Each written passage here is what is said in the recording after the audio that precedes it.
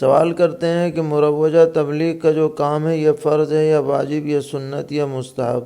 ایک صاحب نے کہا کہ امت میں اگر فرائض چھوٹیں تو تبلیغ کا کام فرض ہے، واجب چھوٹیں تو واجب ہے، سنت چھوٹیں تو سنت ہے، مستحب چھوٹیں تو مستحب ہے۔ تو کیا یہ تعبیر درست ہے؟ جواباً عرض ہے کہ مجموعی طور پر اصلاح امت یہ امت پر فرض کفایہ ہے۔ یعنی اگر ایک جماعت یا چند افراد اس کام کو انجام دے رہے ہوں تو سب افراد پر اس کی انجام دہی لازم نہیں ہوتی۔ چنانچہ قرآن پاک میں خود یہ تعبیر اختیار کی گئی ہے، وَلْتَكُن مِّنكُمْ أُمَّةٌ يَدْعُونَ إِلَى الْخَيْرِ، کہ تم میں ایک جماعت ایسی رہنی چاہیے جو دعوت الی الخیر کا کام انجام دے، امر بالمعروف کرے، نہی عن المنکر کرے۔ تو بحیثیت مجموعی یہ کام امت پر فرض کفایہ ہے جو اس آیت سے واضح ہے، لیکن فرد کی حیثیت سے جو انسان اور صاحب ایمان ہے اس پر لازم ہے کہ وہ اپنے ماتحتوں کی اصلاح کی فکر کرے، جیسا کہ حدیث میں فرمایا گیا کلکم راع وکلکم مسئول عن رعیتہ، کہ ہر آدمی تم میں سے نگراں ہے اور قیامت میں اس سے اپنے ماتحتوں کے بارے میں سوال ہوگا۔ لہذا مجموعی طور پر اپنے ہاں رہ کر یا باہر جا کر یہ تو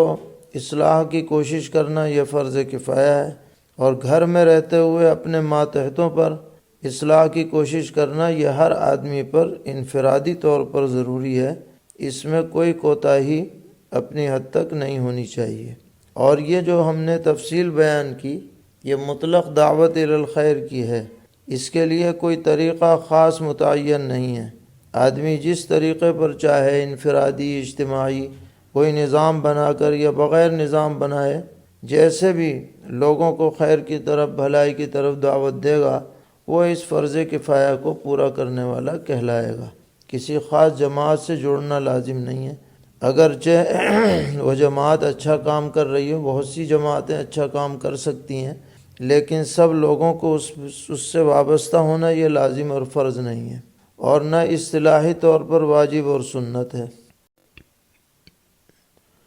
سوال کرتے ہیں کہ عوام و خواص میں جو مشہور ہے کہ روح نکالنے والے فرشتے کا نام عزرائیل ہے، اسے ملک الموت بھی کہا جاتا ہے، کیا یہ صحیح ہے اور کس حدیث سے ثابت ہے؟ جواباً عرض ہے کہ کوئی صریح مرفوع روایت تو اس بارے میں نظر سے نہیں گزری، البتہ بعض صحابہ اور تابعین کے آثار تفسیر ابن کثیر اور روح المعانی وغیرہ میں منقول ہیں، جن سے پتہ چلتا ہے کہ ملک الموت کا نام عزرائیل ہے۔ اس لیے اس بارے میں کوئی حدیث تو پیش نظر نہیں ہے، لیکن ان حضرات نے چونکہ نقل کیا ہے اس لیے اس کی تردید بھی نہیں کی جائے گی،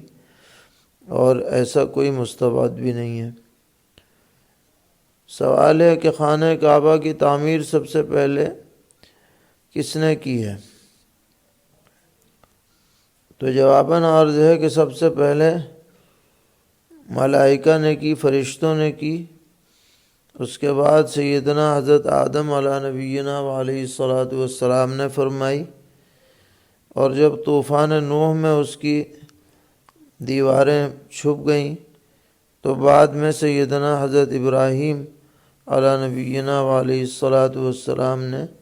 سیدنا حضرت اسماعیل علیہ السلام کے ساتھ مل کر کے کی ہے، اور پھر بعد میں بھی جزوی ترمیمات اس میں تعمیر میں ہوتی رہیں، لیکن بنیادیں وہی ہیں جو حضرت ابراہیم علیہ السلام کو دکھلائی گئی تھیں۔ سوال کرتے ہیں کہ قبر میں میت پر عذاب اور ثواب کی کیا صورت ہے؟ آیا عذاب و ثواب صرف روح پر ہوتا ہے یا روح اور بدن دونوں پر ہوتا ہے؟ اگر روح اور بدن دونوں پر ہوتا ہے تو جس میت کو جلا دیا جائے، اس کی خاک پانی میں بہا دی جائے، یا جس کو درندے نوچ کر کھا لیں، یا جو پانی میں ڈوب کر مر جائے، ان پر عذاب اور ثواب کی کیا صورت ہوگی؟ اس بارے میں ہمیں کیا عقیدہ رکھنا چاہیے؟ جواباً عرض ہے کہ عذاب قبر برحق ہے اور اس کا انکار سخت گمراہی ہے، اور جمہور علماء اہل سنت کے نزدیک یہ عذاب صرف روح کو نہیں ہوتا بلکہ بدن کے ساتھ روح کو ہوتا ہے، جس کی اصل کیفیت اللہ تعالیٰ ہی کو معلوم ہے۔ اس پر بلا کسی تفصیل اور بلا کسی تردد کے ایمان رکھنا لازم ہے، کیونکہ یہ غیب کی باتوں میں سے ہے جو ہم سے مخفی رکھی گئی ہیں، اور کسی میت کے جلا دینے یا پانی میں بہا دینے